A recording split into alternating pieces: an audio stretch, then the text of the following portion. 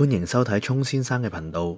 喺開始之前，想提提你，記得撳訂閱啊，撳埋個啷啷，咁你就唔會錯過我任何更新啦。已經訂閱咗嘅網友都多啲留意下有冇被取消訂閱。當然都唔記得讚好、留言同埋分享俾你嘅朋友啦。如果想聯絡我或者支持我嘅網友，可以通過片尾嘅資料。唔阻大家太耐啦，去片。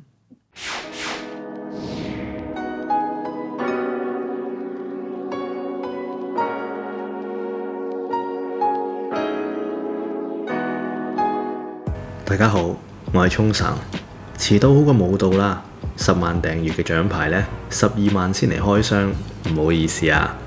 睇緊呢條影片又嚟到呢度都冇識到嘅你呢，我相信你都應該係我嘅支持者啦。唔係唔緊要啊，行多一步，撳埋下面個訂閱，你就可以成為一份子啦。首先呢，我都喺度多謝你哋一直嘅支持啦。無論你係免費嘅訂閱，定係付費嘅普通會員，甚至乎係高級嘅會員，無論你係因為我把聲而認識我，又抑或係因為我嘅旅行片、開箱片，甚至係時事片訂閱我都好，我都一樣多謝你嘅。冇你呢個頻道應該做唔到落去噶啦。你諗下，一個人埋頭苦幹喺度寫，一個人對住支咪，對住個鏡頭講嘢，講下講咗幾個月，冇你哋嘅支持同鼓勵，又點樣頂落去呢？其實沿路呢都不斷有唔少障礙嘅，有一路唔同陣營嘅炸雞式問候啦，對面陣營嘅起底啦、人身攻擊啦，有人話我真黃假藍，又或者假黃真藍，又有人話我收咗錢，有人話我想出嚟參選，甚至乎有人話我識講普通話，我一定係共產黨員咁話。但係風風雨雨都有你哋撐住，陪我一齊度過。更加有好多網友甚至其他 YouTuber 提示我可能捲入咗 YouTube 嘅黃標事件啦，俾人惡意舉報啦，取消訂閱，甚至睇住我啲片爆晒 like、爆晒留言，但係 view 數好低等等。其實喺度呢，我都要多謝一下 YouTube 嘅，因為 YouTube 呢的而且確係俾咗一個平台我好自由咁樣發聲。YouTube 仲一路有幾位客服呢，同我有電郵嘅來往，佢哋專業貼心，仲好有耐性。因為我自問呢係一個幾麻煩嘅人嚟嘅，但係對於佢哋不厭其煩，一一解答，仲幫我解決咗唔少疑慮同埋困擾。如果對 YouTube 使用上遇到有啲咩困難或者疑問呢，都可以問我，睇下我幫唔幫到你解決，又或者反映去佢哋嗰度。但係就唔好太多誤解或者陰謀論啦。今日喺度趁住12萬訂閱呢個機會呢，又有咁多網友問我問題，不如咁啦，我就講下呢個台嘅成長心路歷程，同埋一啲我自己個人嘅睇法啦。可能有好多人呢都已經唔記得咗我其實係做旅行同埋開箱片起家嘅，但係做下就開咗一個廢噏嘅 playlist。第一條呢就係講陳偉霆同埋 Chanel 嘅廣告事件嘅，跟住第二條我就開始講時事啦。其實呢一條時事片嘅開始呢，都係抱住一個抒發自己嘅心態。我做嘅第一集正就係831事件之後開始嘅，當時都冇諗過可以改變到啲咩㗎，咪當發下噏風抒發下咯。嗰時只係覺得點解打開個 YouTube、打開個手機，所有嘢都咁極化嘅呢？當時我睇到嘅所謂藍營頻道呢，其實一啲都唔多㗎，只係得華記同埋何志光呢兩位大師兄嘅啫。其餘嘅基本上都係一面倒，但係啲畫面呢真係好雜亂，同我喺直播或者新聞睇到嘅嘢呢好大出入。我諗嚟諗去都諗唔明，於是就開始開口講埋一份，一講就講到今日啦。今日就算聽翻當時自己錄嘅嘢呢，都覺得自己好多牢騷啊，更加好佩服當時嘅自己，仲做咗中英文字幕啦。又揾咗好多經濟邏輯嘅定律，同埋揾咗好多歷史出嚟引證一啲而家嘅事例、一啲對錯等等。過咗一排呢，其實自己嘅心態都唔同咗嘅。我諗大家呢，如果有睇開我嘅話呢，應該就留意到啦。以前我用咗好多道理去引證，去證明對方係錯嘅，又或者自己係啱嘅。但係個結果係點呢？我相信大家有目共睹啦，就係得個嘈字。每次睇完觀眾嘅反應同埋留言區呢，其實自己都會檢討嘅，問下自己，其實我講咁多嘢，到底係為咗乜嘢呢？係為咗宣泄啦？唔係。為咗講贏人？又唔係。為咗證明自己？我諗更加唔係。講到尾，其實我都係想兩邊和好，做個和事佬，希望所有嘢可以翻轉頭，可以冰釋前嫌，一家人啊嘛，四海之內皆兄弟啊嘛，同舟之情啊嘛。但係發現呢，講落去呢，不但只達唔到去改變人哋嘅結果，喺留言區更加嘈到沒完沒了，一集接一集去證明人哋嘅不是，證明道理有幾唔正確。做下我覺得算啦，與其同大家去爭拗，不如教大家去明辨是非，教下大家點樣可以平和少少、包容少少、中立少少。之後嘅影片通過舉例、引述、故事、寓言、歷史等等，教大家去辨別是非對錯嘅一套邏輯同埋標準，甚至去處理一下身邊嘅人事問題。我就唔敢話自己一定啱嘅，但係呢，以武難止戈，互諒見平和。我相信喺一個平和、互相尊重同埋互相諒解嘅情況下去改變對方，一定係比較容易嘅，亦都係對方最容易接受同埋認同嘅。有人同我講：喂，你不如每日出一條片講下新聞啦，我好想知道你對每件事點睇喎，過濾下，等我哋睇得放心啲，唔會俾人引導錯誤啊嘛。又有人同我講：喂，你創咗個直播嘅烽煙先河，但係越做就越少，咁樣唔得㗎喎，點解唔做多2日啊？一個星期有7日，可以玩足7日㗎。更加有人講：喂，聰生，不如你出書啊，教下啲年輕人都好啊。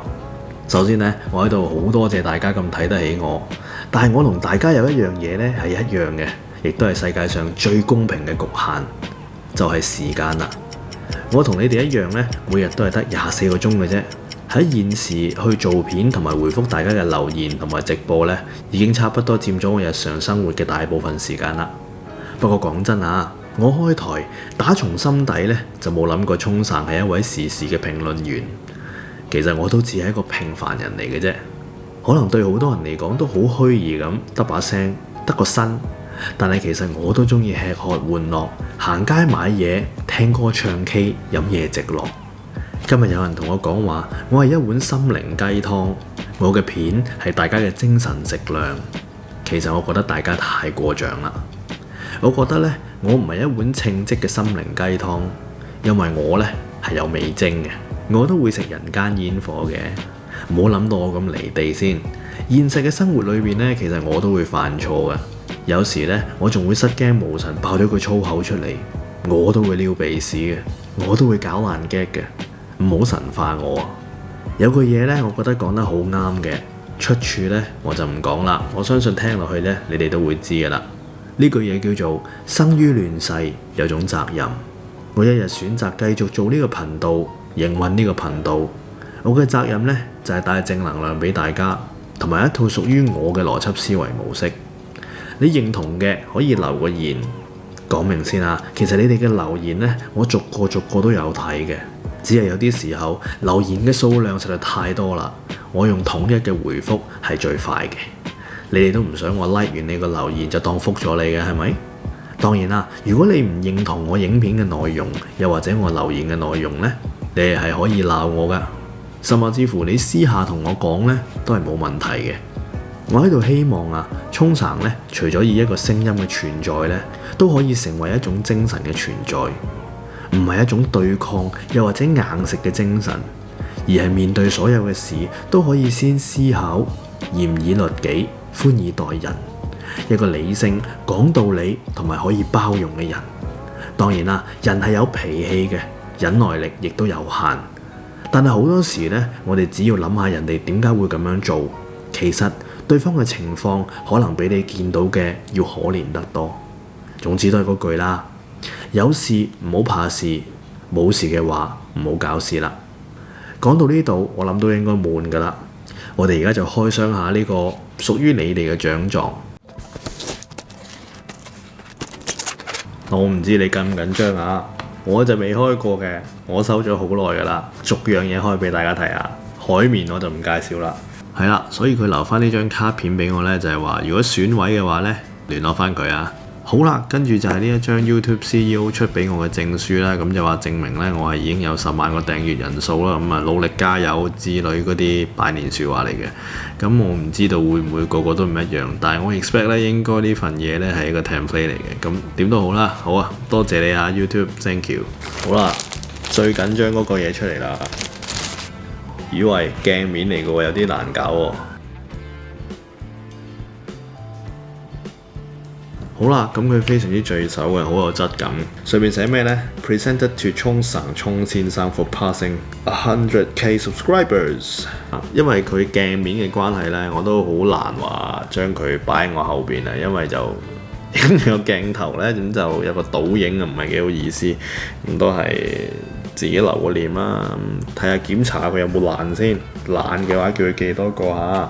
咁佢仲有一個服務呢，就係你如果個團隊比較多人呢，你係可以繼續俾錢去 order 多幾塊嘅，一塊就夠啦，係啦，咁啊唔好要咁多啦。睇完啦，入翻去先啦。仲有一個防潮珠啊，完。OK， 好啦，翻嚟啦。咁啊，今日講到呢度啦，其實就差唔多噶啦。期望呢，日後喺各種唔同嘅渠道或者以各種唔同嘅形象可以見到大家啦。有好多人呢，其實已經催緊我，喂，你可唔可以繼續出多啲旅行片，出多啲開箱片啊？我想講，其實我知啦，我收到噶啦。你哋一日催我更呢，我其實明白嘅。但係你要俾啲時間我去剪先啊。咁啊，再講多次啦。其實呢，我呢，真係一個普通人嚟嘅。喺現實生活呢，如果你喺街上面見到我，或者喺啲場合見到我，不妨呢行埋嚟同我打個招呼。如果唔肯定啊，或者你怕醜嘅話呢，你可以 send 個 WhatsApp 或者 send 個 WeChat 俾我，都係可以嘅。但係講明先啊，你唔好突然間行到好埋啊，或者突然間拍我膊頭啊，我反應係非常之大㗎。最後呢，同大家講一句，勿忘初衷，記住大家最開頭想要嘅嘢係乜嘢？